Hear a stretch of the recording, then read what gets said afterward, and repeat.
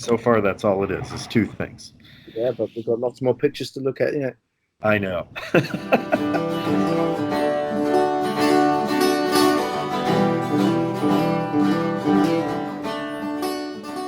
Our pomegranates are white. Did you see that? Yeah. Yeah. Yeah. It's a different flavor too. Okay. Yeah. So that's a native. That's a pomegranate native to. It's not native. It was brought by the Spaniards 500 years ago. See, there's a couple things in here that were brought from the Spaniards. So they've only been here 500 years. Now I'm looking at this Rus tralabata. It's a sumac. Okay. Called lemonade berry. Yeah. And that's what it tastes like.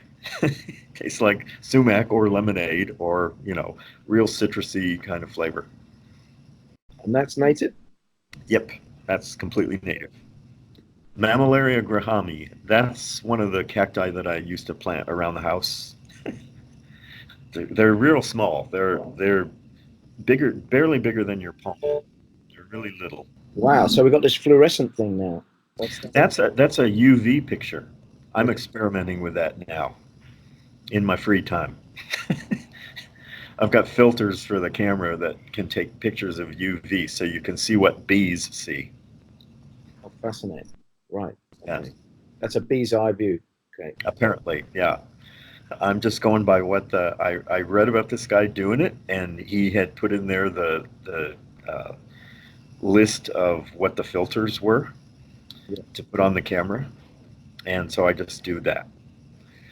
So you see up in front is what it looks like to us, and then in back is apparently what the bee sees.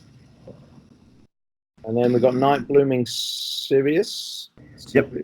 That cactus right now is it's responsible for the incredible smell that you smell out in the desert just before the monsoons come. If you know what frangipani or plumeria smell like? No?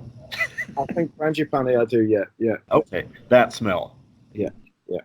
But you can smell it for blocks. Mm.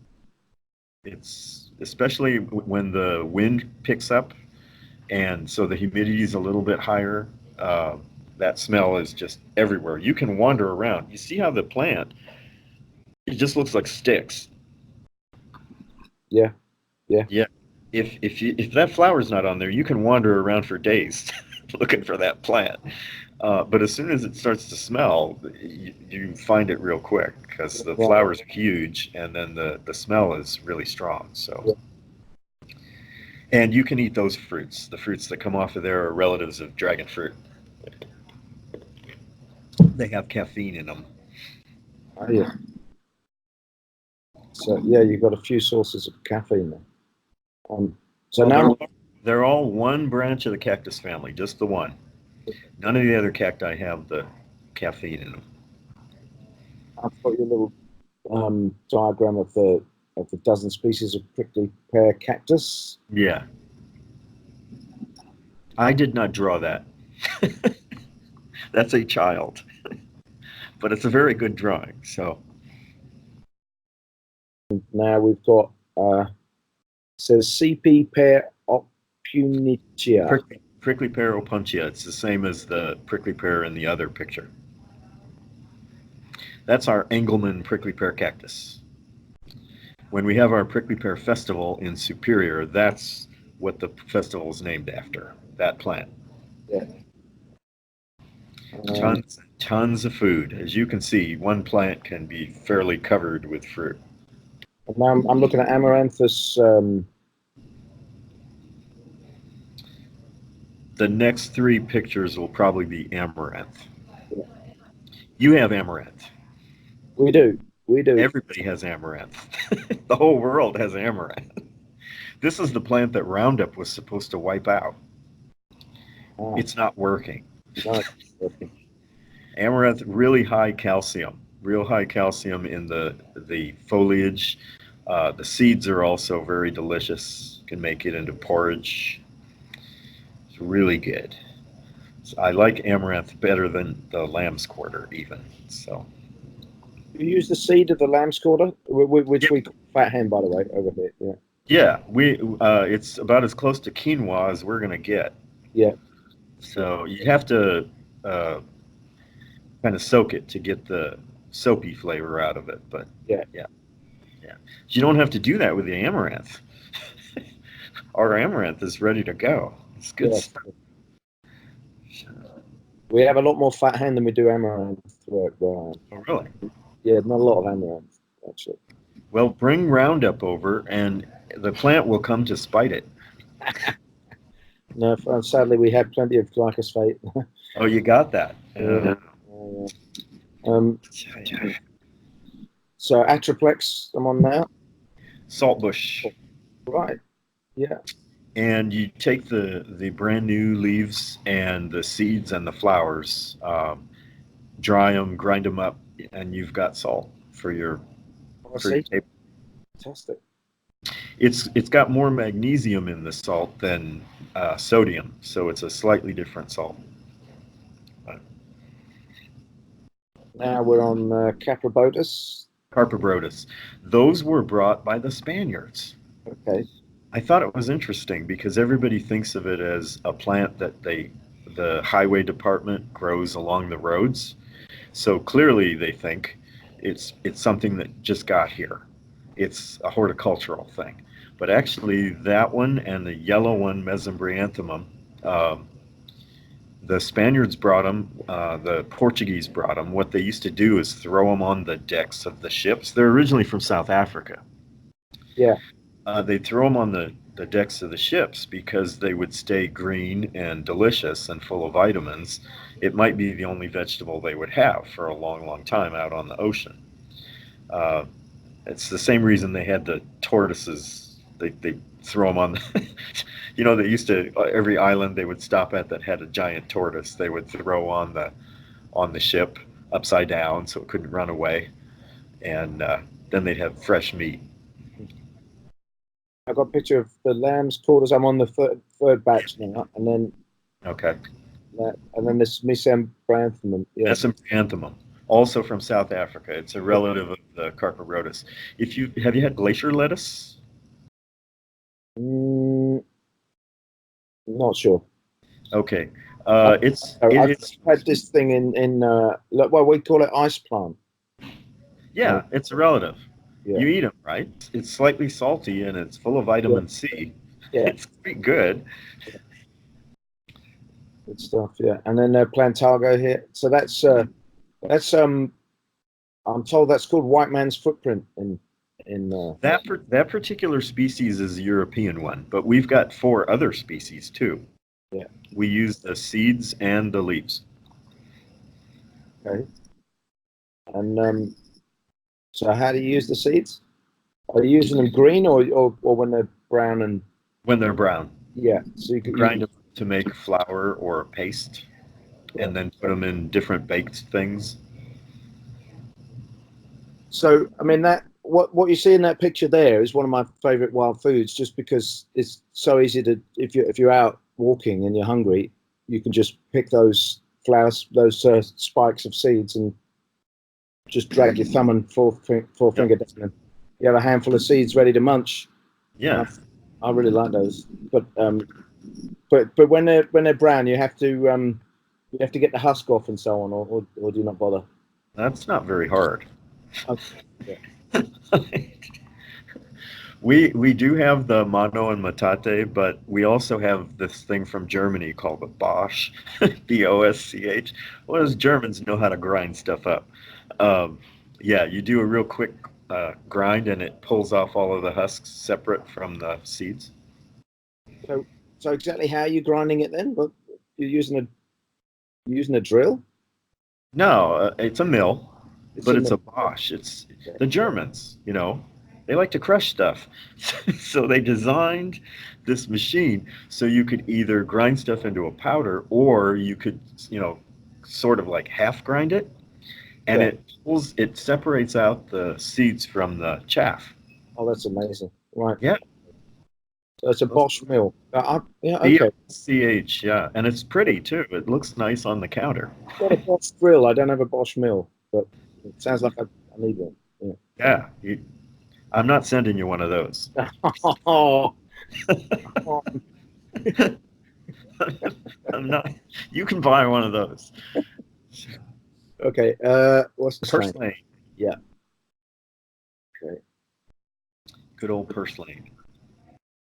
Do you know that's an interesting one? This purslane is also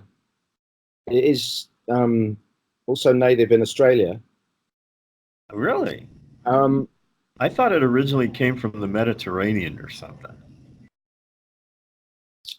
um, well, perhaps it isn't native, but there's certainly well-established use for it. Oh, So maybe it's been there for a couple of hundred years, but like I'll have to check that. But they don't use the leaves at all. They just use the seeds. really? Yeah, Leaves, stems are good too. yeah, I know the whole. I mean, Well, it's full of betalain. You can tell it's a relative of cactus and a relative of beets and rhubarb because it's got the betalain. yeah, just making the stem red. Yeah, Yeah. and you get that flavor. It's, I mean, yum.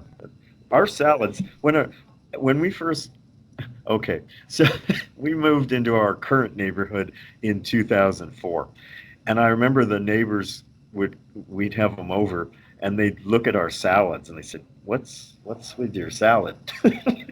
it's it's got all kinds of stuff in it because it's all these different plants, right? Yeah. And they just aren't used to looking at them, right? All these weird little leaves and flowers and stuff. And now everybody looks forward to coming over and having salad because they can't get it anywhere else, Yeah. right? And we have a thing every year in August. We call it the Cactathon, where we have. It used to be just everything was made out of cactus. All the foods were made out of cactus, but now we have all kinds of other stuff, and it includes these salads with all these different pieces. All these different plants.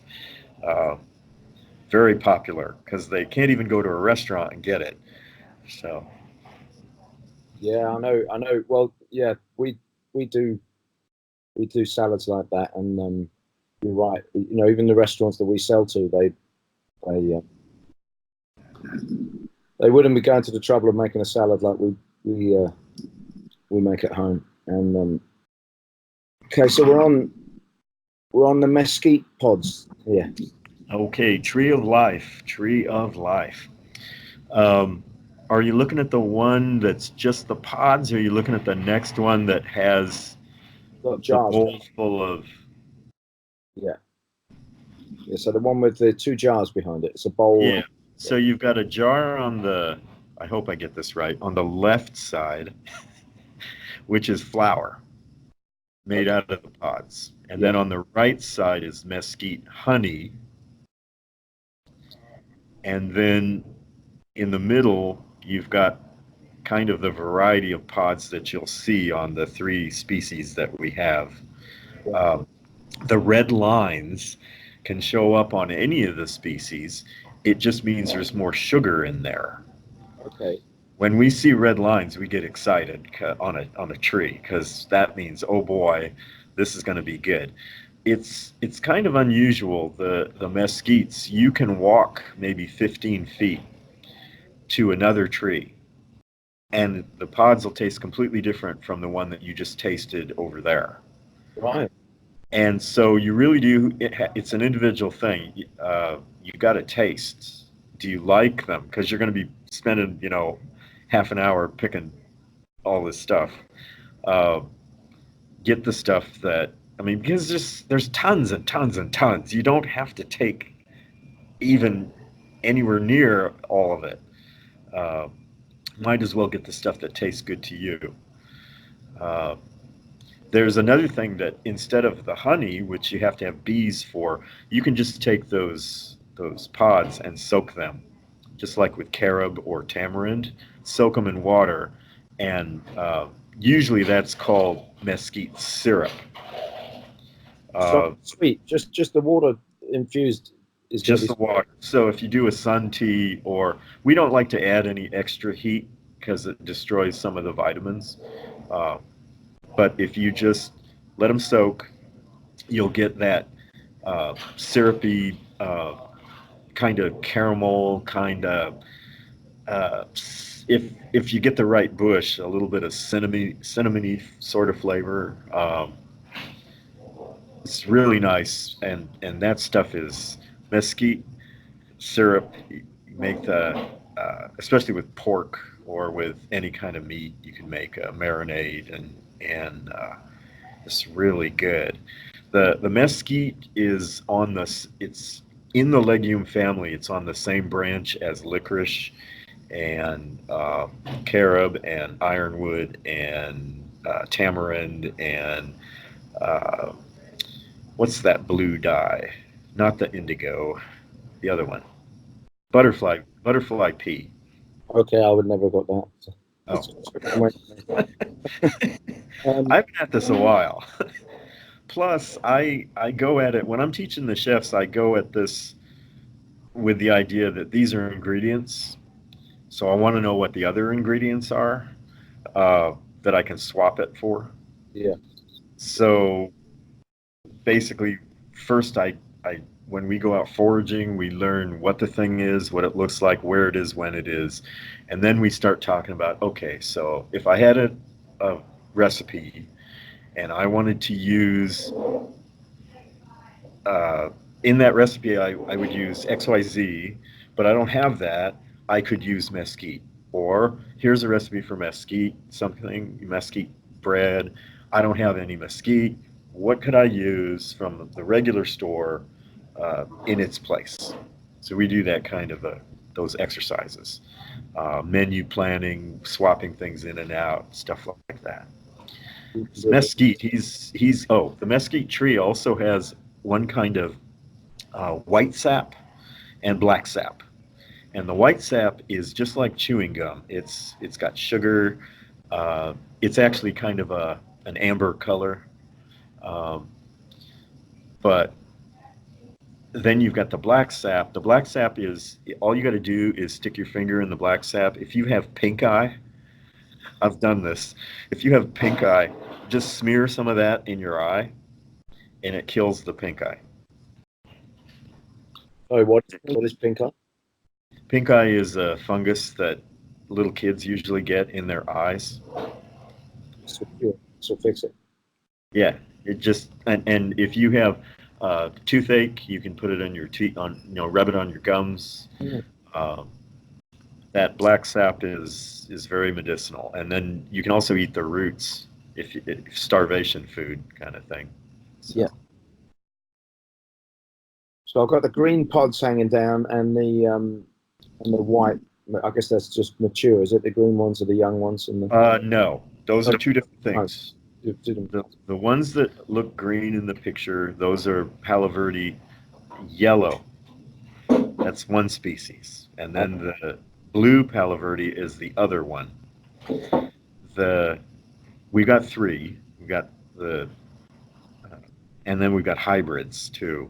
But we've got the yellow Palo Verde is real good for eating raw. Tastes just like edamame. It's a relative of soy and sweet bean or sweet peas, and that's the smell that you get off of it. The one that's blonde, you don't want to eat those raw. You don't really have a chance to eat them raw. The window is so short. Uh, they go brown real quick, but you can grind those up and make them into flour. Uh, and then you're using it the same way you'd use mesquite flour. It's humectant, so it pulls water into your recipe. The yellow Palo Verde beans,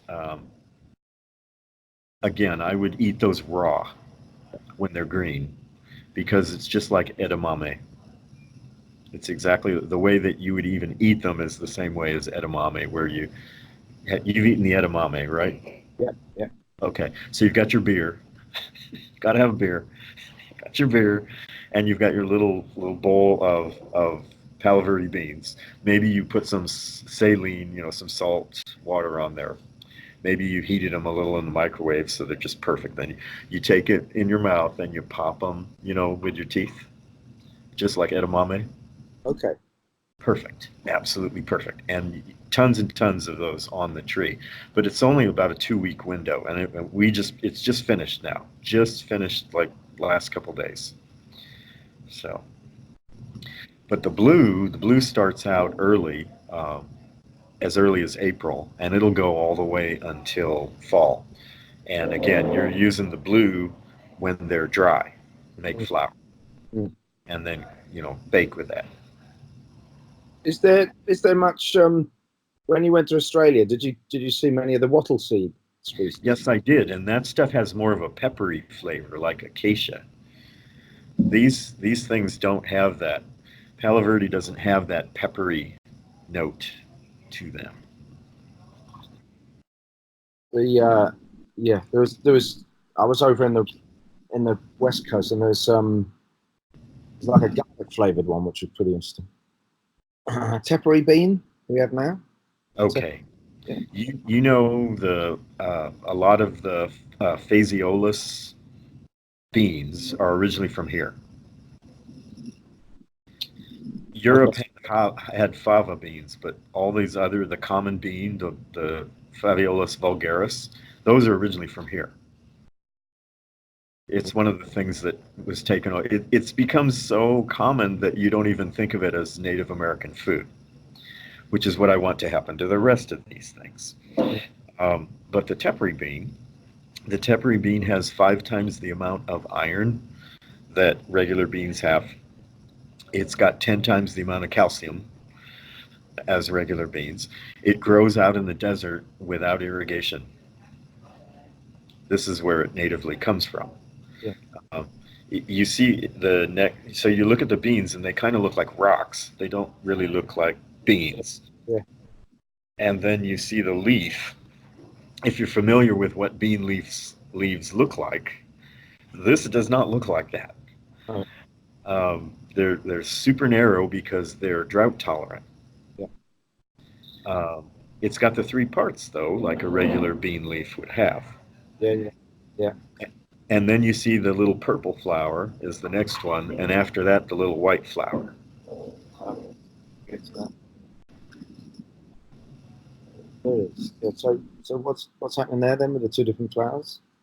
Well, what they're saying is that the first step to the domestication of these things, because there are domesticated teparies, the first step was the getting away from the purple flower to the white flower. Right. So if you see a white flowered one, which you're probably looking at, is a feral domesticated one. Whereas if you see the purple flower, that's a truly wild tepary. Yeah. They're extremely hard to find because they're so freaking skinny. They like to grow with grass. Okay. Yeah. They're really hard to see. But when they ripen, and it's a 60-day plant, so if you're gonna crop it yourself, the traditional time to do it was with the monsoon. So as the rain started in July, is when you would sow the seeds, and then 60 days later you'd harvest them. But in the wild, usually they start sprouting in the springtime, and they're finished by the rains. They're done by then, and when they are done, the entire plant dries up. Right. So it then becomes very visible because it's surrounded by green grass. That's how you find them. Um, Otherwise, it's very, very hard. I know where a bunch of them are from years of going back to the same spots. So it's a little easier for me to find them now. They're kind of like the chilta beans. If you know where they are, they're easy to find. If you don't know where they are, you're probably walking right past them and you don't see them. You got to look under the Palo Verde trees. They like to be under there, in the shade of something, and then completely. They really like grass. Really like to be surrounded by grass. So I'm on to the. Oh, hang on, we've got this. It's a bunch of flowers, or no, it's a bush with several. Bougainvillea. Yeah, yeah. Okay, Bougainvillea is originally from the South Pacific and from India, but it was brought here by the Spanish 500 years ago. Uh, you use all those different those. The flower on the Bougainvillea is actually a teeny tiny little thing, and it's surrounded by a colorful bract.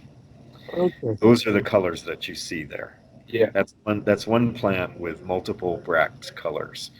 You take those bracts and soak them and make a tea. Oh, wow. It's delicious and colorful. And not just decorative, also delicious. That's good. That's Yeah. good. So very pretty. They grow huge. It's very drought tolerant considering I mean what it's up against. It's a tropical plant, but grows here. Yeah. And next up, I've got cattails. You know probably everything about cattails. You must use them, right? Yep. You guys have them. We haven't. We use. Yep. So I personally don't make extraordinarily much use of them, but it's just like the mesquite. It's the grass of life. yeah.